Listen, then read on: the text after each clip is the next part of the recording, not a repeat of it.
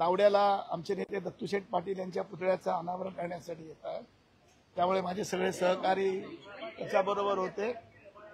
प्रामुख्यानं बच्चू कडूंचं जे उपोषण चालू आहे आणि सरकार स्थापन होण्याच्या पूर्वी 100% कर्जमाफी करू असं जाहीर केलं होतं. त्याच्यासाठी शेतकऱ्यांचे नेते बच्चू कडू जे उपोषणाला बसलेत त्याची दखल राज्य शासन अजून सुद्धा घेत नाही आणि म्हणून त्यावर काहीतरी भूमिका पवार साहेबांनी बजावावी ही मागणी मी त्यांच्याकडे केली. आणि त्याबाबत शेतकरी संघटनेचे अनेक नेते या ठिकाणी आहेत जे शेतकऱ्यांच्या बाजूला आहेत. त्या विविध लोकांना एकत्र करून या ठिकाणी बच्चू कडूंचं आश्वासन पूर्ण करून उपोषण सोडावं ही अपेक्षा आमची आहे. आत्ताच एक मोठी बातमी अशा हाती येते आहे की स्थानिक पातळीवरच्या ज्या निवडणुका आहेत त्याच्यामध्ये शरद पवारांचा जो पक्ष आहे तो भाजप वगळता इतर कुठल्याही पक्षाबरोबर जायला तयार आहे. स्थानिक पातळीवरचं राजकारण नेमकं कसं असतं आणि याच्यामध्ये अशा युत्या आघाड्या अशा होतात का आणि झाल्या तर त्या तुम्हाला मान्य असतील का? नाही, भाजप सोडून ज्या आघाड्या होणार आहेत त्याच्यामध्ये असतील, पण तो अंतिम निर्णय महाविकास आघाडीमध्ये आम्ही आहोत, इंडिया आघाडीमध्ये आहोत आणि महाविकास आघाडी जो निर्णय घेईल त्याच्याबरोबर आहे. ती चर्चा पण आम्ही थोडीफार केली आणि पवार साहेब ठामपणे आहेत. कोणत्याही परिस्थितीत महाविकास आणि इंडिया आघाडी सोडण्याची त्यांची भूमिका आहे. आपण पण त्या होतात ज्या वेळेला मी त्यांच्याबरोबर बोलत होतो तेव्हा आलो होतो तेव्हा आपण पण इथले सगळे पत्रकार तिथे होतात आणि त्यांनी स्पष्ट भूमिका ही मांडलेली आहे.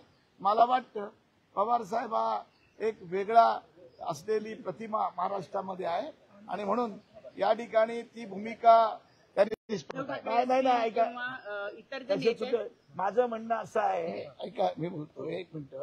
माझं म्हणणं आहे अजून कोर्टाचा निर्णय नाही, परत कोर्टामध्ये जातात. हा तमाशा गेली 7-8 वर्ष सुरू आहे.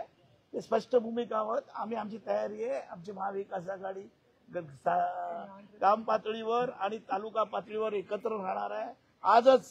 कालच मी महाराष्ट्र संपूर्ण दौरा करून आलो.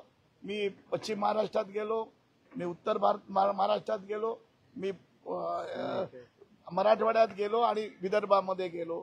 4-5 बैठका घेऊन आम्ही 4-5 दिवस दौरे केले. जनतेमध्ये याच्याबद्दल नाराजी आहे आणि पक्ष बदलण्यामध्ये जे पुढाकार घेतात आणि पक्ष फोडण्यामध्ये जे पुढाकार घेतात त्याच्याबरोबर सर्वसामान्य जनतेचा तीव्र अशी नाराजी आहे. मला वाटतं की ती भूमिका होणार नाही.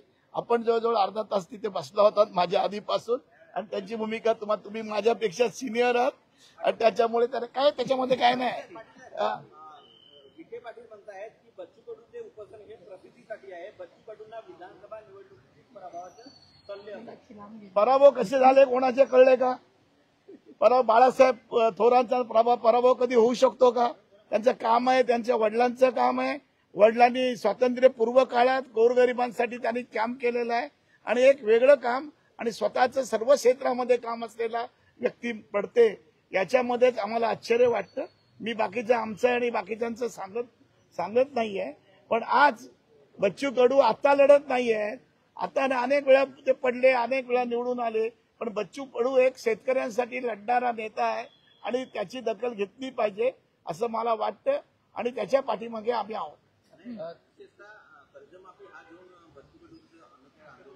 चुकीचं काय मी तुम्हाला प्रश्न विचारतो.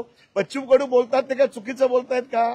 की कर्जमाफी तुम्ही पण दिलेली आहे, तुम्हीच नेट दिली. देवेंद्र फडणवीस यांची आणि राज ठाकरेंची भेट झाली त्यामुळे कुठेतरी या त्यांच्या मला वाटतं दोन्ही भाऊ एकत्र येतील आणि ते एकत्र आले त्याच्या आमच्या शुभेच्छा आहेत. आम्ही निश्चितपणे ते एकत्र आल्यानंतर मी पहिला त्यांना भेटायला दोघांनाही जाणार आहे. त्याच्यामध्ये काय आणि मला वाटतं हे बदल होतात.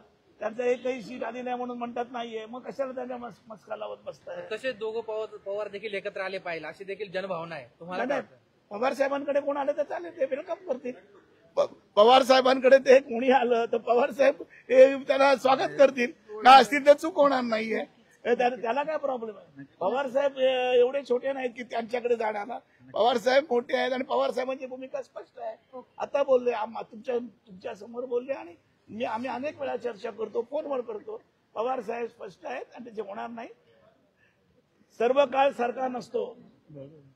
सर्व काळ सारखा नसतो. 71 साली इंदिरा गांधी माननीय काँग्रेसच्या नेत्या भरसून त्याने 77 साली पडल्या. 85 साली राहून त्या वर बोलवलंय तुम्हाला.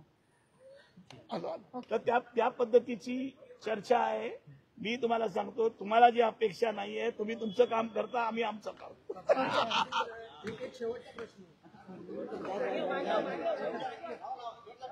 बच्चूकडूंची कुठेतरी फसवणूक केली जाते का? कारण की ज्या वेळेस बंड केल्या वेळेस बच्चू कडूंचा संपूर्ण पक्ष त्या ठिकाणी म्हणजे सामील होता बंड करताना सुद्धा, आणि आता जेव्हा बच्चू कडू आमदार नाही आहेत आणि त्यांच्या माध्यमातून शेतकऱ्यांसाठी आवाज उचलला जातोय, तेव्हा त्यांच्याकडे कुठेतरी दुर्लक्ष करायचं, असं कुठेतरी फसवणूक केली गेली आहे का बच्चू कडूंची, असं वाटतं? फसवणूक ते मला माहिती नाही, ते बच्चू कडू उत्तर देते. आज ते शेतकऱ्यांसाठी लढतायत आणि शेतकऱ्यांच्या कर्जमाफीसाठी लढतात आणि ते मागणी करतायत की त्यांनी कबूल केली होती, जाहीरनाम्यात कबूल केली होती, ती मागणी करतायत. त्याची काय चुकीची आहे?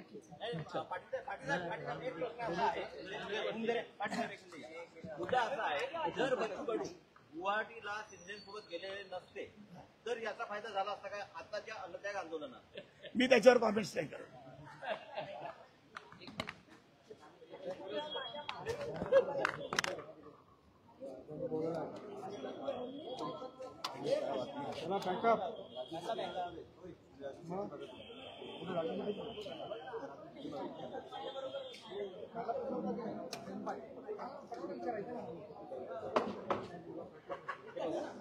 प्रणाली,